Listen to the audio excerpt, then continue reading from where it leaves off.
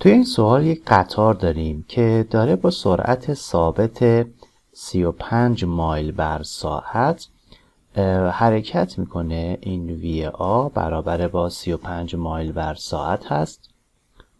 وی آ برابر 35 مایل بر ساعت هست و میگه که در کنار قطار یک اتومبیلی با سرعت ثابت وی بی به سمت شمال، به سمت در جهت محور وای در حال حرکت.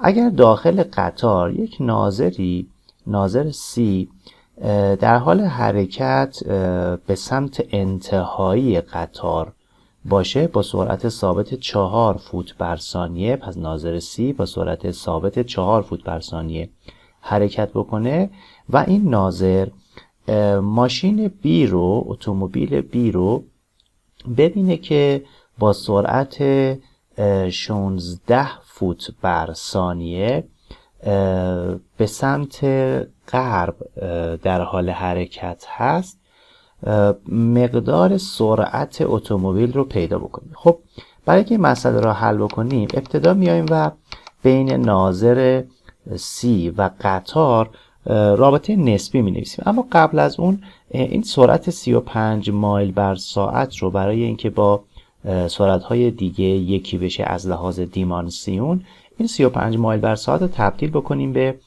فوت بر ثانیه. میدونیم که هر یک مایل بر ساعت 1.47 فوت بر ثانیه است. پس وی آ سرعت قطار که هست 35 مایل بر ساعت برابر هست با 35 ضرب در 1.47 که میشه 51.45 فوت بر ثانیه. پس این سرعت ویا. حالا برای ناظر سی و قطار یک رابطه سرعت نسبی بنویسیم. سرعت ناظر سی برابر با سرعت قطار به اضافه سرعت ناظر نسبت به قطار. خب مقدار VSC برابر خواهد بود با سرعت قطار که سرعت قطار رو حساب کردیم 51.45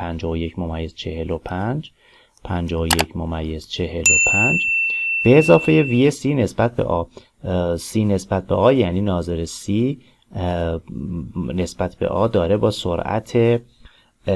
سرعت 4 فوت بر ثانیه به سمت انتهایی حرکت میکنه. پس خلاف جهت هست، منهای 4، پس سرعت ناظر C به صورت واقعی برابر هست با 47.45 فوت بر ثانیه.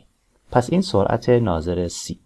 حالا بین اتومبیل و ناظر C مجدد یک رابطه نسبی می نویسیم. منتهاش این دوتا ناظر نسبت به هم با زاویه تتا در حال حرکت هستن و خود تتا رو هم صورت مسئله نداده، یعنی صورت سوال هم وی بی رو میخواد و هم مقدار تتا مجهول هست.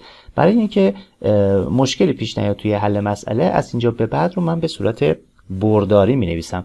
یعنی الان من میگم ما یک اتومبیلی داریم که داره با سرعت وی بی حرکت میکنه، همینطور یک ناظری داریم که ناظر سی هست که داره با سرعت با زاویه تتا حرکت میکنه ولی مقدار سرعتش رو داریم وی سی هست 47.45 و صورت سوال میگه ناظر سی اتومبیل بی رو میبینه که با سرعت 16 فوت بر ثانیه به سمت غرب در حال حرکت هست. خب میتونیم رابطه برداری رو بین این ناظر بی و ناظر سی بنویسیم.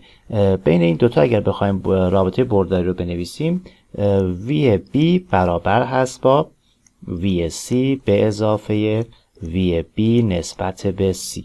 خب وی بی به چه شکلی هست؟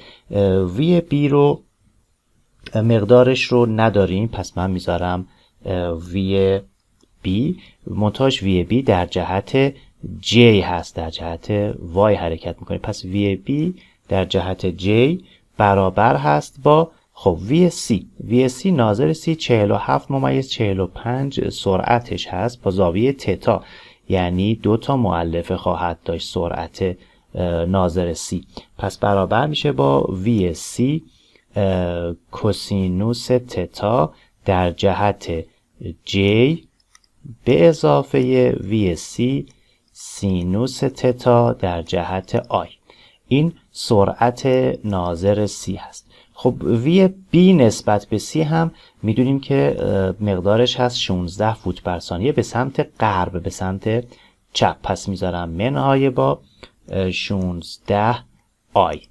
خب حالا دو طرف تساوی رو مقادیر آی و جیش رو میتونیم با هم مساوی قرار بدیم. یعنی من میتونم بیام و به این شکل جایگذاری بکنم، بگم مقادیر آی ها با هم مساوی باشه و مقادیر جی ها هم با هم مساوی باشه. اگر مقادیر آی ها رو با هم مساوی قرار بدیم، سمت چپ آی نداریم 0، سمت راست VSC سینوس تتا رو داریم، VSC رو داریم مقدارش رو 47.45، پس میشه 47.45 سینوس تتا منهای 16. منهای 16 مؤلفه های آی رو با هم مساوی قرار دادیم. خب میتونیم از این رابطه مقدار سینوس تتا و بعد تتا رو به دست بیاریم. سینوس تتا میشود 16 تقسیم بر 47.45 که از این رابطه مقدار تتا به دست بیاریم. مقدار تتا میشه 19.71.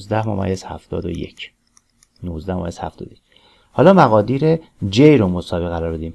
از سمت چپ VB رو داریم و از سمت راست فقط VSC کوسینوس تتا رو داریم. VSC رو هم مقدارش داریم 47.45. 47.45 ضرب در کوسینوس تتا. تتا هم هست 19.71. مقدار VB رو میتونیم از این رابطه حساب کنیم. مقدار VB میشه 44.67 فوت بر ثانیه. 44.67 فوت بر ثانیه مقدار سرعت اتومبیل B هست.